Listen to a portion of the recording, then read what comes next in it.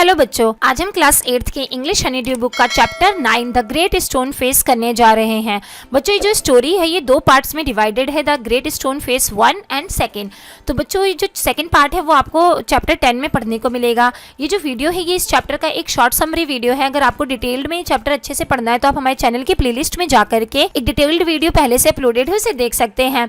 तो चलिए बच्चों, चैप्टर की शुरुआत करते हैं। बच्चों, जैसा कि आप इस चित्र में देख सकते हैं कि यहाँ पर एक वैली में एक गाँव है और यहाँ पे पहाड़ पर एक फेस सा कुछ दिख रहा है। इस चैप्टर में बच्चों होता यह है कि एक गांव होता है जहां से अगर हम एक परफेक्ट डिस्टेंस से देखें तो एक पहाड़ पर आपको ऐसा लगेगा कि एक आदमी का फेस बन रहा है, और वो फेस इतना ज़्यादा अच्छी तरीके से बन रहा होता है कि लोग उसको ग्रेट स्टोन फेस के नाम से भी जानते हैं। और इस स्टोन फेस के बारे में अलग अलग तरीके की भविष्यवाणियाँ प्रचलित हैं। तो एक छोटा बच्चा होता है, वो अपनी मम्मी के साथ अपने कॉटेज के गेट के बाहर बैठा होता है। तो वो कहता है अपनी मम्मी से कि ये जो गोल्ड स्टोन फेस है ये कितना सुंदर है, कितना अच्छा है, और मुझे लगता है कि इसकी आवाज़ भी जो है वो इतनी ही सुंदर, इतनी ही अच्छी होगी।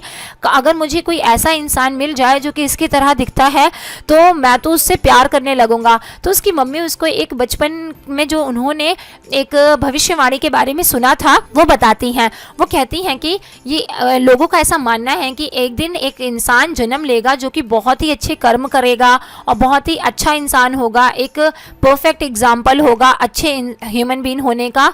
तो वो हमारे गांव में ही जन्म लेगा, वो ही होगा ये ग्रेट स्टोन फेस। और हो सकता है अगर आपकी किस्मत अच्छी हुई तो आप उससे मिल लेंगे। तो बच्चा जो है ये बात को सुन करके बहुत ही खुश हो जाता है कि वो ऐसे इंसान से मिलेगा जो कि ग्रेट स्टोन फेस की तरह मिलता जुलता होगा। तो ये बच्चा जो है वो हमेशा जिंदगी भर इस ग्रेट स्टोन फेस की तरह लगने वाले इंसान का हमेशा इंतजार करता रहता है। ये खुश होकर के अपनी माँ से कहता है कि मैं जरूर जिंदा रहूंगा और मेरे जीते जी ऐसा इंसान जरूर आएगा। और इसकी माँ जो है वो उसके दिल को तोड़ना नहीं चाहती और वो कहती है, हाँ बच्चे, अगर तुम अच्छे इंसान बने रहोगे तो आपको जरूर इससे मिलने का मौका मिलेगा। तो ये जो बच्चा होता है ये जिंदगी भर हमेशा अच्छे कर्म करता है। इसका कोई टीचर नहीं होता, ये स्कूल नहीं जाता, तो ये हमेशा ग्रेट स्टोन फेस को ही अपना टीचर मानता है और ये हमेशा ऐसे काम करता है जो कि एक अच्छे इंसान को और एक अच्छे ग्रेट स्टोन फेस वाले इंसान को पसंद आएंगे। और वो जिंदगी भर कभी भी उसके माँ के द्वारा सुनाई गई इस कहानी को कभी नहीं भूलता। जब वो थोड़ा थोड़ा बड़ा हो रहा होता है उसी टाइम पर वैली में एक अफवाह फैल जाती है कि एक इंसान जो कि ग्रेट स्टोन फेस की तरह दिखता है वो आ रहा है। उसका नाम गैदर गोल्ड है और वो यहीं पर जन्मा था। काफी साल पहले वो अपने बिजनेस के पर्पज से यहाँ से चला गया था। अब वो इतना अमीर हो गया है कि उसके पैसे को अगर 100 साल तक भी गिनते रहा जाए तब भी खत्म नहीं होगा। तो सारे लोग जो है वो बहुत ही एक्साइटेड हो जाते हैं कि वो गैदर गोल्ड से मिलेंगे जो कि स्टोन फेस की तरह मिलता है।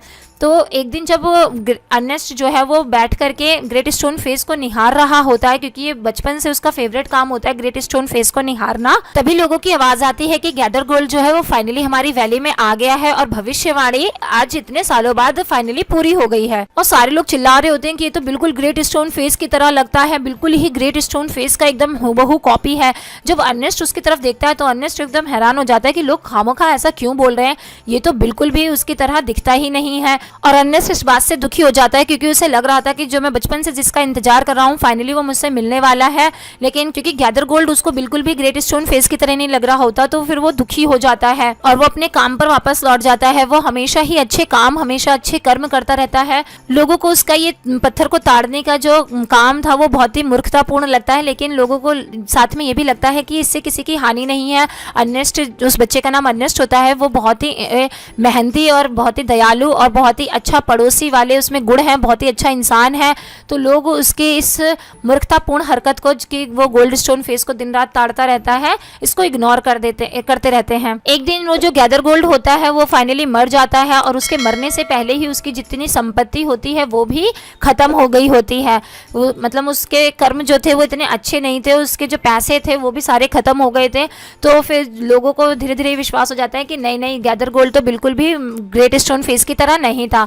तभी वैली में एक दूसरी अफवाह फैल जाती है कि एक जो सोल्जर है जो कि यहीं पे जन्म लिया था और वो बहुत ही फेमस कमांडर बन गया है आर्मी में, और उसने अपनी मेहनत से युद्ध के मैदान में इतने ख्याति हासिल की है कि लोग उसे ब्लड एंड थंडर के नाम से जानते हैं। और वो फाइनली वैली में वापस आ रहे हैं और वो तो बिल्कुल ही ग्रेट स्टोन फेस की तरह दिखते हैं। तो लोग जो है उसके आने के एक्साइटमेंट में बहुत सारी तैयारियां करने लगते हैं। जिस दिन वो आने वाला होता है उस दिन सभी लोग अपना काम छोड़ करके उस बैंक्वेट में इकट्ठा हो जाते हैं जहाँ पर उसके लिए पहले से प्रिपरेशन की गई थी, उसकी तैयारी, उसके स्वागत के लिए पहले से प्रिपरेशन की गई थी। जो अर्नेस्ट होता है, वो बच्चा होता है, वो भी वहाँ पे उसको ब्लड एंड थंडर को देखने के लिए जाता है कि फाइनली अब सही इंसान जो है वो आ गया है।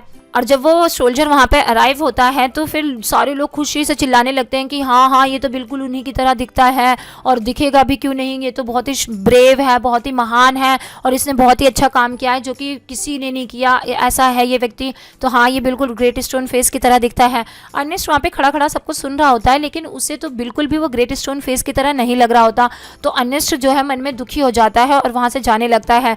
और जब वो जा रहा होता है तो उसको ऐसा लगता है कि ग्रेट स्टोन फेस जो है वो उसके कानों में आके कह रहा है कि तुम इंतजार करो अर्नेस्ट, मैं एक दिन जरूर आऊंगा, वो आदमी एक दिन जरूर आएगा जो कि बिल्कुल ही मेरी तरह दिखेगा। तो यहीं पे बच्चों ये कहानी खत्म हो जाती है। कहानी में आगे क्या होता है इसको जानने के लिए आप पार्ट 2 देखिए और हमारे चैनल पे अगर आप नए हैं तो इसको सब्सक्राइब करना ना भूलिए, साथ में नोटिफिकेशन का बेल दबा दीजिए ताकि आपके चैप्टर से रिलेटेड और आपके सिलेबस से रिलेटेड जब भी हम नई वीडियोस लाएं तो आपके पास वो सबसे पहले पहुंचे।